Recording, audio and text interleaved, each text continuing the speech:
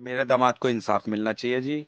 और ये लड़की मतलब समाज में रहने लायक नहीं है और इसने अब जीने का हक भी खो दिया है। इसे फांसी होनी चाहिए। एक बाप अपनी ही बेटी को फांसी देने की मांग कर रहा है।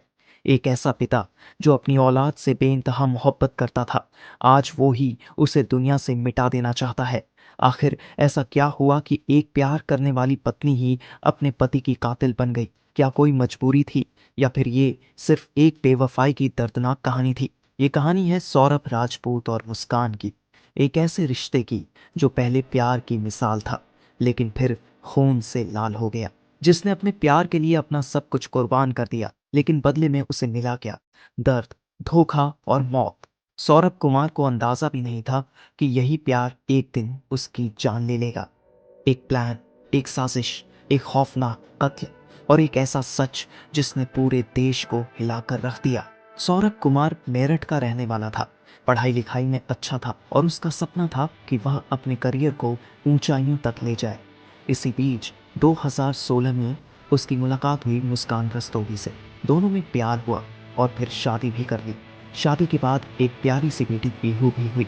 सौरभ अपनी फैमिली से बेहद प्यार करता था और चाहता था कि वे हमेशा खुश रहे, लेकिन मुस्कान के इरादे कुछ और थे। सौरभ पिछले कुछ सालों से लंदन में था, जहां वो एक बेकरी में काम करता था।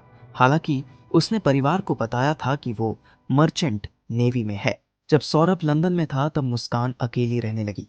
इसी दौरान उसकी जिंदगी में आया साहिल शुक्ला, जो पास में ही रहता था। धीरे धीरे उनकी नजदीकियां बढ़ने लगी और सौरभ के लंदन में होने का फायदा उठाकर मुस्कान और साहिल के बीच एक गहरा रिश्ता बन गया। 24 फरवरी 2025 को वो मेरठ लौटा, अपनी बेटी और पत्नी के जन्मदिन को खास बनाने के लिए।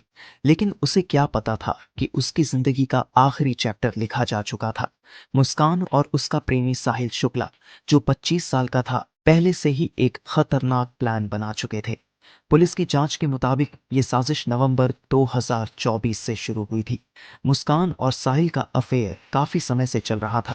सौरभ को इसकी भनक थी और उसने मुस्कान से तलाक की बात भी की थी, लेकिन बेटी की खातिर वो रिश्ते को बचाने की कोशिश कर रहा था। दूसरी तरफ मुस्कान और साहिल के लिए सौरभ अब एक बोझ बन गया था। पुलिस का दावा है कि साहिल ने मुस्कान को गांजा पीने की लत लगाई थी और वो उससे दूर नहीं रह सकती थी। दोनों ने मिलकर हत्या का प्लान बनाया। चाकू, नींद की गोलियां और ड्रम सब पहले से तैयार कर लिया गया। 4 मार्च की रात को प्लान को अंजाम देने का दिन चुना गया। 4 मार्च की रात मुस्कान ने सौरभ के खाने में नींद की गोलियां मिलाई।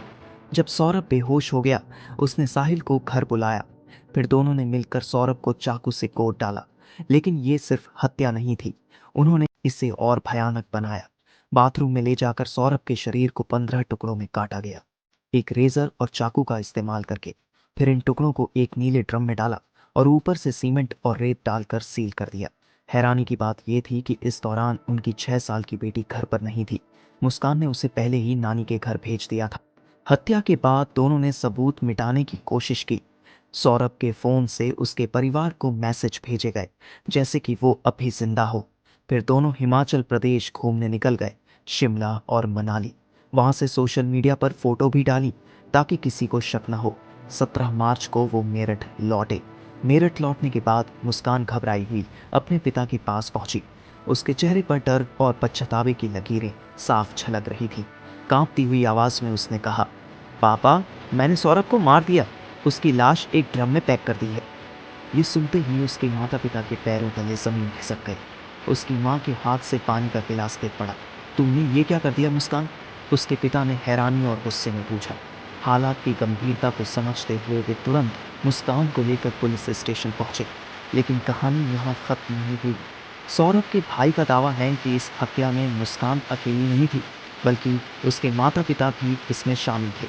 सौरभ के भाई ने यह भी कहा कि मुस्कान के परिवार ने पुलिस के सामने सरेंडर करने से पहले उन्होंने सौरभ की लाश को ठिकाने लगाने की कोशिश की। मुस्कान के माता पिता ने लाश को छुपाने के लिए कुछ मजदूरों को बुलाया। जैसे ही मजदूर भारी ड्रम के पास पहुंचे, उन्हें एक अजीब तरह की बदबू आने लगी। एक मजदूर ने हैरानी से ड्रम की तरफ देखा और कहा, यह बदबू कुछ अजीब लग रही है। डर और शक के चलते मजदूरों ने फैसला किया कि पुलिस को बताना ही सही रहेगा। वे तुरंत थाने पहुंचे और वहां जाकर पूरी घटना के बारे में जानकारी दी। पुलिस ने मुस्कान और साहिल को हिरासत में लिया और पूछताछ में दोनों टूट गए। साहिल ने कबूल किया कि उन्होंने सौरभ को मारा और शव को ड्रम में छिपाया। 18 मार्च को पुलिस घर पहुंची। वहां उन्हें वो नीला ड्रम मिला जो सीमेंट से सख्त हो चुका था। 2 घंटे की मशक्कत के बाद भी ड्रम नहीं खुला तो उसे मोर्चरी भेजा गया। वहां ड्रम को काटा गया और अंदर सौरभ के टुकड़ों में कटे शव मिले। पोस्टमार्टम से पुष्टि हुई कि हत्या 4 मार्च को हुई थी। दोनों को गिरफ्तार कर लिया गया और कोर्ट ने उन्हें 14 दिन की न्यायिक हिरासत में भेज दिया। सौरभ की मां और उसके पूरे परिवार ने मुस्कान और साहिल के लिए फांसी की मांग की है। हैरानी की बात यह है कि मुस्कान के माता पिता ने भी अपनी बेटी के खिलाफ बोले। उसके पिता प्रमोद रस्तोगी ने कहा, उसने जीने का हक खो दिया है। सौरभ ने मेरी बेटी के लिए करोड़ों की संपत्ति छोड़ी थी। अब पूरा देश यही पूछ रहा है, क्या मुस्कान और साहिल को फांसी की सजा मिलेगी? ये कहानी सिर्फ एक मर्डर केस नहीं है, ये कहानी है प्यार और वफादारी की हकीकत की। कभी कभी जिस इंसान पर हम सबसे ज्यादा भरोसा करते हैं वही हमारे सबसे बड़े दुश्मन बन जाते हैं। सौरभ को इंसाफ जरूर मिलेगा, लेकिन यह कहानी हमें एक बड़ा सबक सिखाती है। प्यार में आंखें बंद कर लेना कभी कभी सबसे बड़ा धोखा साबित हो सकता है। क्या सजा मिलेगी इन दोषियों को? कमेंट में अपनी राय बताएं।